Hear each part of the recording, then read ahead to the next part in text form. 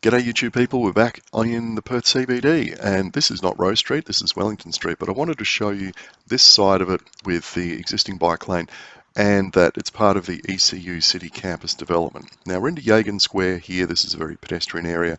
We're on top of or next to the bus port and the train station. You can see there's a temporary police station because this is a very active pedestrian area.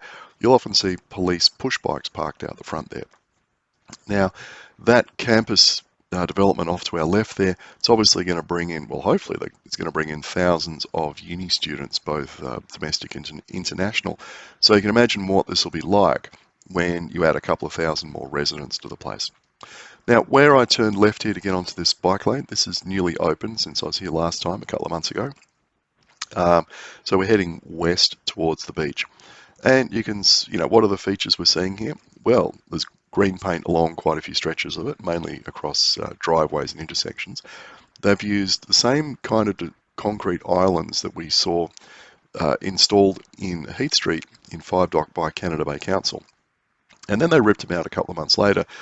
And one of the reasons was, residents deemed them to be a trip hazard and they're very dangerous and all the rest of it. And it's interesting that here in Perth, in one of the busiest pedestrian places you'll see, when there's lots of stuff going on, that they're not seen as a deadly trip hazard, whereas for some reason Canada Bay Council thinks they are. And I reckon it's because over here they're using a different type of concrete. They're using a soft, malleable concrete, one that bounces like rubber if you happen to bump into it with your foot, and so you don't trip over. No, that's just complete sarcasm. It's Perth City Council just doesn't buckle to stupid, resident complaints about stuff. Anyway, you can see along here, what they've done is they've removed some of the on-street parking to build bike lanes on both sides of the road, as well as putting in lots of garden beds to add some greenery to what is otherwise a space that's just completely covered in concrete and asphalt and buildings. And it really does need a bit of greening up with, because, it's like in Perth and it's 40 degrees, it's just baking hot. They need more trees and shrubs and plants and less asphalt and concrete. Now the bike lane it finishes here and we'll duck off onto this new path.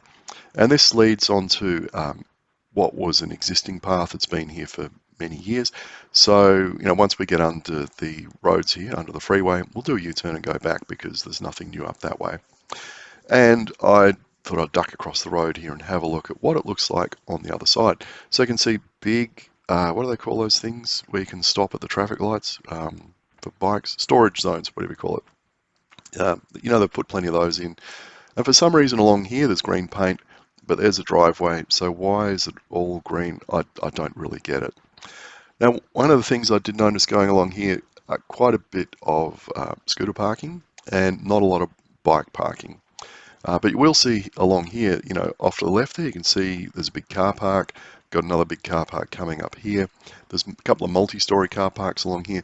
So if you've got a business along here, shops or offices, or a gym or whatever, there is an existing reasonable amount of parking for both staff and people who want to visit. Okay, there's some scooters there on the left. You can see over the left there, with the shops, quite a lot of car parking. In fact, a lot more car parking than there was on the street. So, for those people that were screaming about loss of parking, a percentage of the total parking has gone, but there is still a lot of parking available on the side streets. On the off-street bits. Anyway, there were more scooters back there.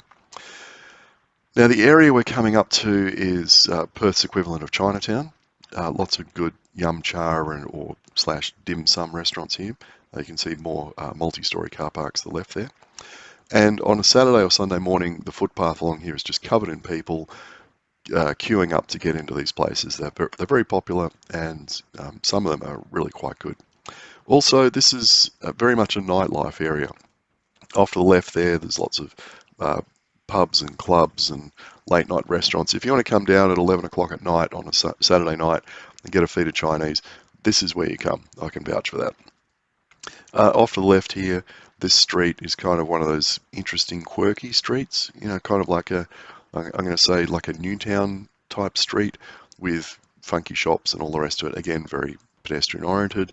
And the museum is along here on the left, and it's got another big multi-story car park. So again, lots of parking, lots of scooters, and scooter parking can only be done in designated areas around the CBD. That's part of the hire conditions. You can't just drop your scooter anywhere where pedestrians are going to trip over it when you're finished with it. You've got to take it back to one of those places, and they tend to be parked quite neatly and out of the way. You'd really have to be staring at your phone as you're walking along to trip over a scooter. You know, if you do, it's most of the time it's going to be your own stupid fault for not looking where you're going. So we haven't passed the right train station on the right there, so, you know, by Perth standards, this is well served by public transport. Most of Perth is not. Um, so yeah, here, this is where it really kind of ends, but what we're going to do is transition onto yet another bike path, which will take us down to East Perth and to points all over the place. You know, paths from here just go for tens of kilometres in all directions if you wanted to, but we're not going to do that. So anyway, that's Roe Street. What do we learn from that? Not a lot of bike parking, quite a bit of scooter parking. May well be used by a lot of scooters in the future. We shall see. It's a quite a heavy pedestrian area. They didn't balk at removing some of the on-street car parking. There's quite a bit of off-street car parking, and they don't seem to be bothered by those concrete islands at all. Anyway, I'll keep an eye on it over the next couple of months and see if they make any further changes or adjustments to it.